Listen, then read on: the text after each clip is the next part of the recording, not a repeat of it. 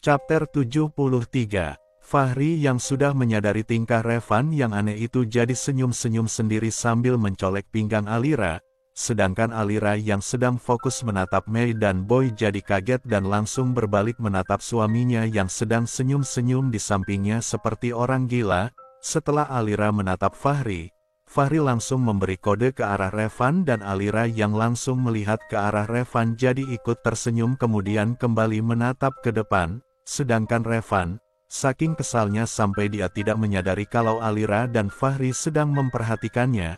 Pukul 11.30, acara pun selesai, para hadirin yang ada di situ sudah mulai meninggalkan tempat itu termasuk Alira, Fahri, dan kedua orang tua mereka.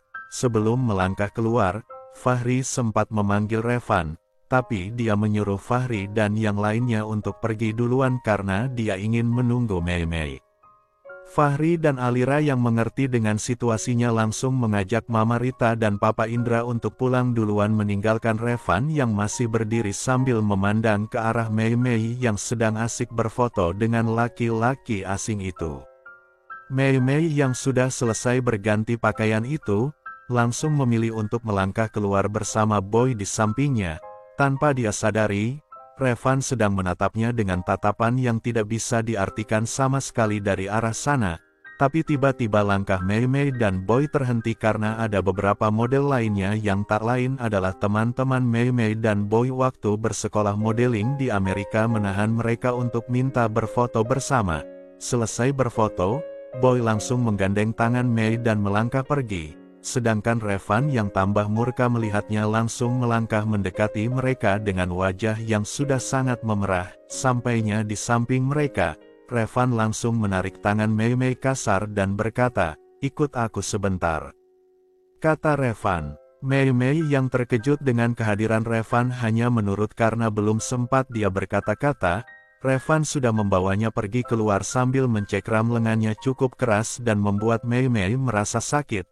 Mei tidak ingin Boy tahu masalahnya, jadi dia tidak mau melawan. Mei hanya berbalik menatap Boy dan berkata, "Aku duluan ya," kata Mei, sedangkan Boy yang merasa aneh hanya mengangkat jempolnya tanpa berkata apa-apa, karena dia pikir, mungkin laki-laki yang menarik Mei itu saudaranya atau kekasihnya jadi dia tidak bisa untuk menghalanginya. Sampainya di samping mobil, Revan langsung membukakan pintu mobilnya sambil berkata, "Masuk," kata Revan tanpa menatap wajah Mei. "Nggak mau. Aku nggak mau pulang sama kamu," jawab Mei. Karena Mei menolak, akhirnya Revan memaksa Mei sampai masuk dan terduduk ke dalam mobil. Setelah Mei terduduk di dalam mobil, Revan langsung menutup pintu mobilnya dan segera berjalan memutar kemudian masuk dan duduk di depan kemudi tanpa berkata-kata. "Apa-apaan kamu, Van?" tanya Mei kesal. "Kamu nggak sopan tahu nggak? Main narik-naril tangan orang," tambah Mei, sedangkan Revan yang fokus menyetir tidak menjawab ataupun menatap Mei sama sekali. Dia hanya menatap ke depan dengan wajahnya yang datar seperti tembok. Mei yang sudah mulai kesal dengan tingkah Revan memilih untuk mengirim pesan kepada Alira. Dia ingin menanyakan apa yang terjadi sama Revan sampai dia kayak gini, karena sedang asik membaca dan membalas pesan Alira. Tanpa Mei sadari mobilnya sudah berhenti. "Ayo turun," kata Revan sambil menarik tangan Mei. Mei sangat kaget di saat dia melihat rumah yang ada di depannya itu bukan rumah om dan tantenya. Dia melihat sebuah rumah berlantai 2 yang terlihat cukup mewah walaupun gak terlalu besar. "Kita mau kemana, Revan? Ini rumah siapa?" tanya Mei setelah Revan sudah menariknya masuk ke rumah yang terlihat tidak berpenghuni itu. "Ini rumah aku, dan malam ini kita menginap di sini," jawab Revan. "Apa? Aku nggak mau nginap sama kamu di sini." "Aku nggak mau, Revan," kata Mei sambil melangkah mundur. Sifat Revan yang paling buruk itu adalah, dia sangat suka memaksa, apabila ada yang melawan dia. Dengan wajah yang kesal dia menarik lengan Mei dan membawanya menaiki tangga sampai di dalam kamar yang terdapat di lantai 2. Sedangkan Mei, dia tidak ingin menghabiskan satu malam ini dengan laki-laki yang tidak mencintainya sama sekali. Dengan sekuat tenaga Mei ngelawan, dia menarik-narik lengannya yang dicengkram oleh Revan sambil berkata, "Lepaskan aku Revan, lepaskan aku. Aku nggak mau nginap di sini sama kamu. Aku mau pulang." Teriak Mei Mei tapi tidak dihiraukan Revan sama sekali. Sampainya di kamar, Revan langsung mengunci pintu dan melemparkan kuncinya ke atas lemari tinggi yang terdapat di kamar itu. Dan setelah itu, dia kembali menghadap Mei Mei yang sudah terduduk di samping ranjang sambil meneteskan air mata. Revan melangkah mendekati Mei Mei dan duduk di depan Mei Mei sambil terus menatap Mei Mei yang sedang menundukkan kepalanya sambil menangis itu. "Mei, aku membawamu kemari karena ada yang mau aku jelaskan," kata Revan dengan nada rendahnya karena dia sudah melihat Mei Mei yang menangis. "Gak usah kamu jelaskan apa-apa lagi, karena aku udah dengar semuanya di apartemen kamu kemarin malam," jawab Mei Mei sambil terus terisak. "Dan satu lagi Van, jangan kamu pikir aku menangis saat ini karena aku masih mengharapkanmu. Aku menangis saat ini, karena aku menyesal telah mengenal laki-laki pecundang seperti kamu," kata Mei Mei dengan suara yang sedikit naik. "Aku nggak mau memikirkanmu lagi, aku ingin melupakanmu, dan aku mau kita putus saat ini juga." Tambah Mei Mei, "Apa, kamu mau kita putus dan kamu akan melupakanku? Begitu?" tanya Revan santai. "Iya, aku mau kita putus, dan aku nggak mau mengingatmu lagi," jawab Mei Mei. "Coba saja kalau kamu bisa," kata Revan dan langsung bibir tipis Mei Mei dengan rakusnya. Mei Mei yang sangar terkejut langsung mendorong dada kekar Revan, tapi Revan bukannya terdorong, malahan dia dengan segera langsung menindih tubuh langsing Mei Mei di atas tempat tidur. Revan dan menggigit bibir Mei Mei sampai Mei Mei mengeluarkan suara kesakitan, tapi Revan yang sudah tidak bisa mengendalikan dirinya itu, bukan berhenti malah melanjutkan permainannya dengan kesan sedikit memaksa. Revan melepaskan semua pakaiannya dan juga pakaian Mei Mei, setelah itu dia langsung menikmati tubuh langsing itu dari ujung rambut sampai kaki dengan mulutnya, dan permainan mulut Revan itu membuat Mei Mei yang tadi merontak, menjadi tenang dan menikmatinya sambil mendesah. Revan melakukannya dengan perlahan di saat dia melihat cairan merah yang keluar di bawah sana, sedangkan Mei Mei, dia hanya memejamkan matanya dan mencengkram lengan Revan sambil meneteskan air matanya, dan dengan segera Revan langsung menghapus air mata Mei Mei yang mengalir itu dengan bibirnya. Mereka melakukannya sampai Mei ini tak berdaya, karena permainan Revan sangat lama, dan dia sangat perkasa. Kemudian Revan dan Mei Mei tertidur tanpa sehelai benang pun. Pukul 6.30 Mei Mei terbangun, dia langsung meraih pakaian yang dia sediakan di dalam tasnya yang ada di sampingnya dan memakainya. Setelah itu dia berbalik menatap wajah Revan yang masih tertidur pulas di sampingnya. Mei Mei sangat menyesali apa yang telah mereka lakukan semalam. Dengan perlahan-lahan, Mei Mei turun dari tempat tidur dan melangkah menuju balkon kamar dan berdiri di sana. Mei Mei menangis sendiri di balkon kamar itu. Dia sangat menyesali kesuciannya yang sudah dia serahkan kepada Revan semalam, padahal dia sendiri tahu kalau Revan tidak punya rasa sama sekali terhadapnya. Revan yang baru saja terbangun sangat kaget di saat dia tidak melihat keberadaan Mei Mei di dalam kamar. Dengan segera dia langsung bangun dan meraih handuk putih untuk dia pakai, dan saat dia sedang melingkarkan handuk di pinggangnya, dia melihat Mei Mei sedang menangis di balkon, dan Revan langsung menyadari apa yang membuat Mei menangis seperti itu. Revan melangkah mendekati Mei Mei, dan setelah berada di belakang Mei Mei, dia langsung memeluk tubuh langsung itu dari arah belakang, sedangkan Mei Mei, dia hanya memejamkan matanya dan tambah menangis setelah dipeluk Revan. "Aku minta maaf Mei, aku sudah merenggut kesucianmu. Aku janji akan bertanggung jawab sama kamu, karena aku tidak mau menjadi laki-laki pecundang yang seperti kamu katakan semalam," kata Revan. "Aku akan menikahimu Mei, kamu jangan nangis lagi," tambah Revan. "Tapi kamu kan gak cinta sama aku," jawab Mei Mei dengan suara bergetar. "Siapa bilang aku nggak cinta sama kamu?" tanya Revan. "Kamu kan yang bilang sama Alira dan Fahri, dan aku dengar semuanya." "Iya, Aku mengatakan seperti itu karena aku belum menyadari perasaanku padamu, tapi saat aku melihatmu bergandengan dan berpelukan sama laki-laki asing itu, dadaku terasa sangat panas, nafasku memburu tak terkendali, dan disitulah aku sadar kalau aku nggak bisa melihatmu dengan pria lain. Chapter 74. Setelah 1 bulan berlalu, Revan langsung memutuskan untuk melamar Mei Mei karena Mei Mei sudah selesai ujian semester, begitupun dengan Alira dan juga Fahri yang sudah selesai semester. Mereka melangsungkan acara lamaran di hotel berbintang milik Papa Indra. Semua keluarga Mei Mei yang berada di Korea juga hadir. Mereka melakukan acara lamaran dengan pesta yang cukup meriah. Papa Indra dan juga Fahri mengundang teman-teman bisnis mereka. Dan tak lupa Papa Indra juga mengundang para wartawan untuk meliput acara pertunangan kedua keponakannya itu. Mei Mei sangat terlihat anggun dan cantik dengan gaun yang dia kenakan. Dia sangat bahagia karena Revan telah menepati janjinya. Senyum yang manis terus menghiasi wajahnya. Mereka melaksanakan pertunangan atau lamaran di Indonesia, tapi kalau untuk pernikahan, mereka berencana mengadakannya di Korea tahun depan setelah Mei Mei selesai wisuda.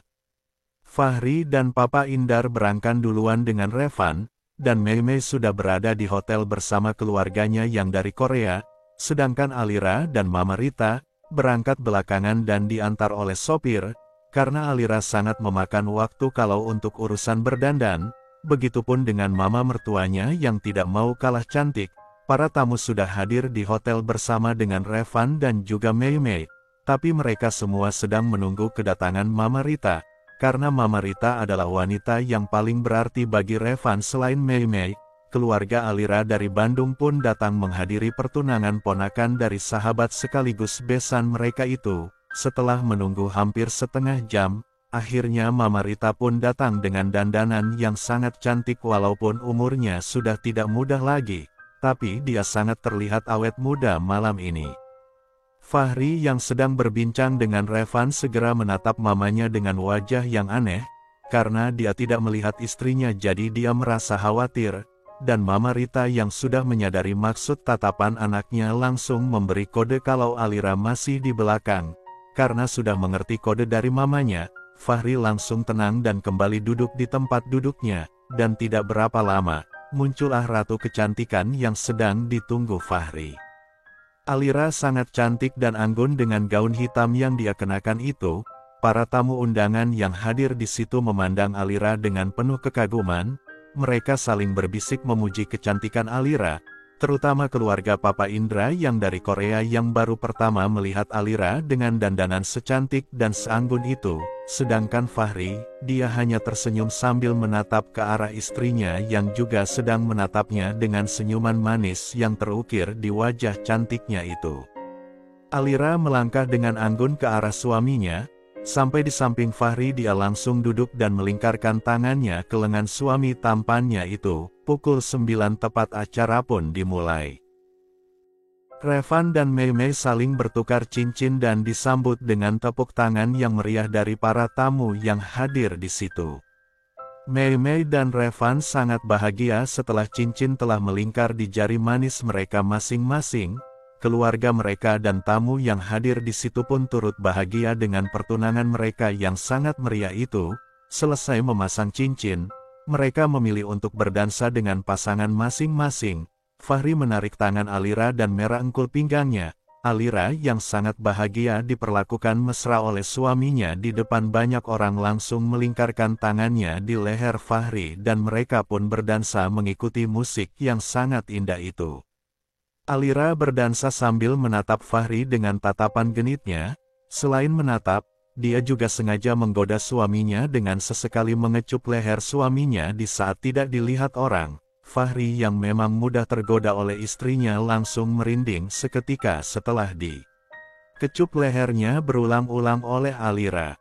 Fahri menatap wajah Alira dengan mata yang sayu, apalagi dia tadi sempat minum anggur yang diberikan Revan, dan tatapannya sekarang mulai tertuju ke mata dan bibir seksi Alira bergantian. Sedangkan Alira yang mendapat tatapan seperti itu dari suaminya langsung tersenyum, karena Alira sangat menyukai tatapan Fahri yang seperti itu.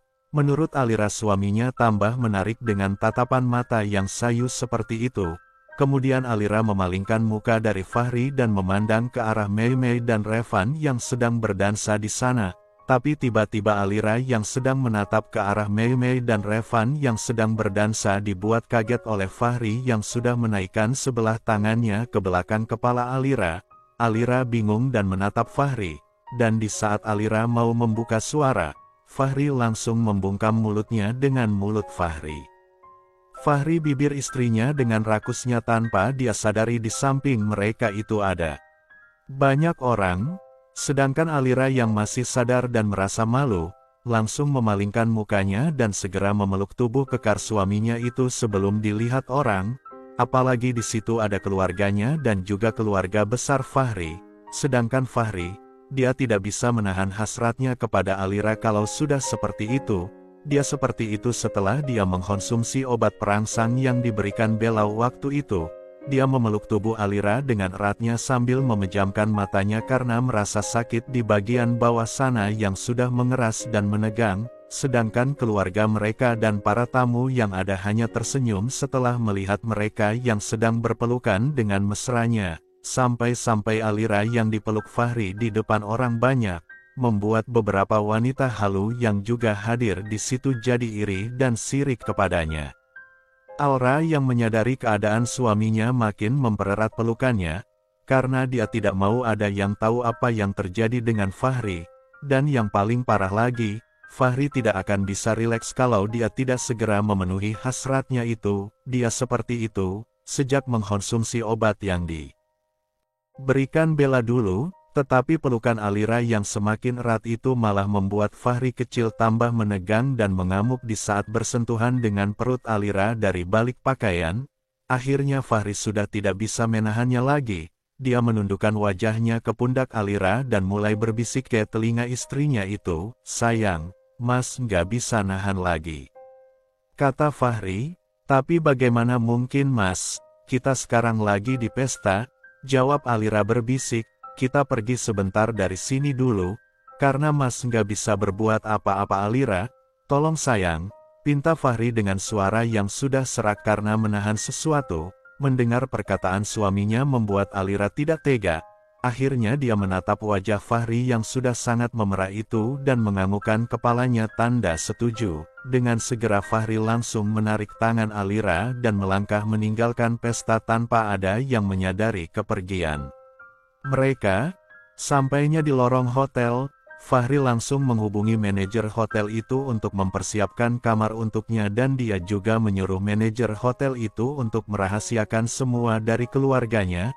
Manajer hotel itu merasa sedikit bingung apalagi di saat dia melihat Fahri bersama dengan Alira. Tapi dia tidak berani membantah ataupun bertanya, karena Fahri itu adalah anak dari pemilik hotel berbintang ini. Dan semua ini juga miliknya. Manajer hotel itu merasa bingung karena Fahri pesan kamar untuk dia dan istrinya sementara pesta sedang berlangsung. Dan yang lebih membuatnya bingung di saat Fahri menyuruhnya untuk tidak beritahukan siapapun. Chapter 75. Setelah masuk kamar yang telah dipersiapkan, dengan buru-buru Fahri segera mengunci pintu dan langsung berbalik menghadap Alira dan ke bibir seksi Alira yang sangat menggoda itu, sedangkan Alira yang memang sudah siap langsung membalas suaminya. Fahri mengecup bibir seksi istrinya itu seperti orang yang kelaparan. Mereka saling beradu bibir sambil melangkah mendekati tempat tidur. Sampainya di samping tempat tidur, Fahri menghentikan aksinya dan menatap Alira dengan nafas yang sudah mos-mosan, dan karena sudah hampir hilang kendali, tangan Fahri meraih gaun Alira dan hampir saja merobeknya. Tapi untung saja Alira mencegahnya dengan memegang kedua tangannya sambil berkata, "Mas, jangan dirobek. Nanti aku keluarnya pakai apa?" kata Alira dengan nafas yang gak kalah mos-mosan akibat ulah suaminya yang sudah haus akan tubuh indahnya itu. Mendengar kata-kata Alira, akhirnya Fahri tersadar, tapi gak lama kemudian dia memeluk tubuh Alira dan segera membuka pengait gaun Alira yang berada di bagian belakang.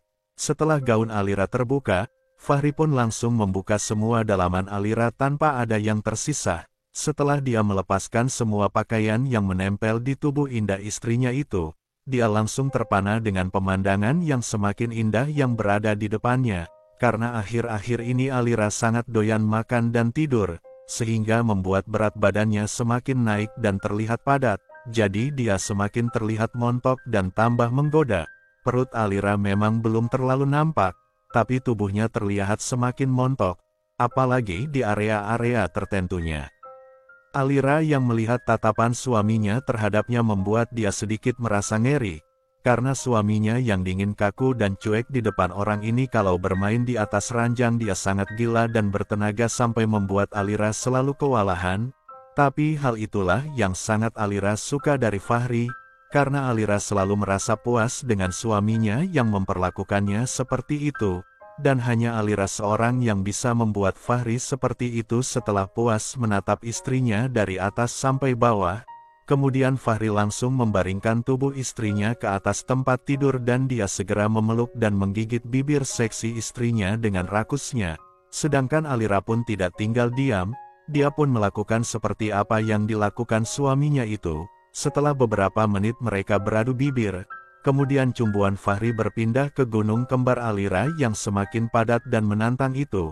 Dia memainkan lidah dan bibirnya di sana sampai Alira mengeluarkan suara desahan yang menurut Fahri sangat seksi dan membuatnya tambah gila. Setelah puas memainkan gunung kembar itu dengan rakusnya, Fahri pun mulai turun ke perut, walaupun dia sudah hampir hilang kendali.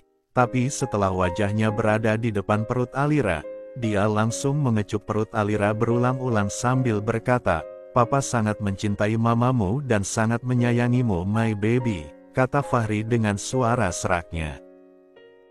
Setelah mengecup perut Alira berulang-ulang, kemudian Fahri turun dan menenggelamkan wajahnya di Alira. Dia memainkan lidah dan bibirnya di sana sampai membuat Alira mendesah dengan kerasnya berkali-kali.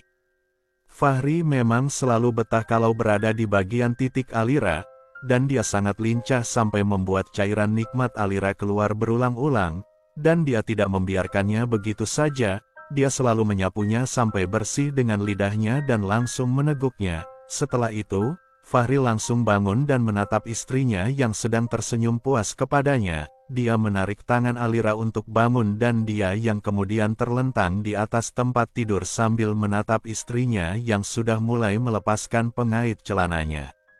Alira melepaskan semua pakaian suaminya satu persatu, dan setelah itu, Alira berdiri dan hendak bermain di atas tubuh Fahri, tapi Fahri langsung menahannya karena dia takut dengan kondisi anaknya di dalam perut Alira. Kemudian Fahri bangun kembali dan membaringkan Alira ke tempat tidur, dan setelah itu dia langsung memulai pertempurannya. Mereka bertempur hanya setengah jam, karena Fahri memang sengaja mempercepat permainannya. Setelah itu Fahri langsung merasa tenang dan rileks. Kemudian mereka berdua segera mengenakan pakaian mereka masing-masing dan merapikan rambut mereka yang sudah sangat acak-acakan itu, dan melangkah pergi meninggalkan kamar hotel itu menuju acara pertunangan yang masih berlangsung. Sampainya di sana, mereka sangat lega karena melihat orang-orang masih berdansa, jadi tidak ada yang menyadari mereka pergi sampai kembali. Pukul 12.30 acara pertunangan sudah selesai dan semua orang sudah berlalu pulang dengan mobil mereka satu persatu. Revan mengantarkan Mei Mei dan keluarganya ke rumah orang tua Fahri, dan setelah itu dia langsung pulang. Sedangkan Fahri, dia pulang dengan istri dan kedua mertuanya ke rumah dia dan Alira. Sampainya di rumah, Fahri dan Alira langsung membersihkan diri dengan air hangat. Biarpun sudah larut tapi mereka tetap mandi, karena mereka merasa sangat gerah dan badan mereka sangat lengket. Apalagi tadi mereka berdua baru selesai bertempur dan mengeluarkan banyak keringat. Selesai mandi Alira dan Fahri langsung memilih untuk tidur. Mereka tidur sambil berpelukan, karena Alira setiap malam tidur nggak bisa kalau nggak dipeluk Fahri, terkecuali Fahri memang tidak ada di situ. Tapi kalau selama Fahri ada dia selalu mau dipeluk dan Fahri pun tahu itu. Sedangkan orang tua Alira pun sudah terlelap di kamar yang ada di lantai 1. Orang tua Alira sangat bahagia melihat putrinya yang selalu bahagia bersama suaminya. Walaupun pernikahan mereka tanpa cinta, tapi saat ini cinta yang besar sudah tumbuh di dalam hati mereka masing-masing. Kandungan Alira saat ini sudah mau memasuki 4 bulan, tapi karena tubuhnya yang lumayan tinggi membuat perutnya tidak terlalu nampak, tapi berat badannya mulai naik karena dia mulai doyan makan dan dia mulai malas-malasan. Setiap waktu luang dia selalu habiskan hanya dengan makan dan juga tidur, dan Fahri tidak pernah mempermasalahkan itu selama itu membuat istrinya nyaman. Tapi setiap hari Minggu pagi, Fahri selalu mengajak Alira untuk jalan-jalan biar dia dan bayinya sehat. Karena itu anjuran dari Dokter Rani untuk Fahri dan Alira.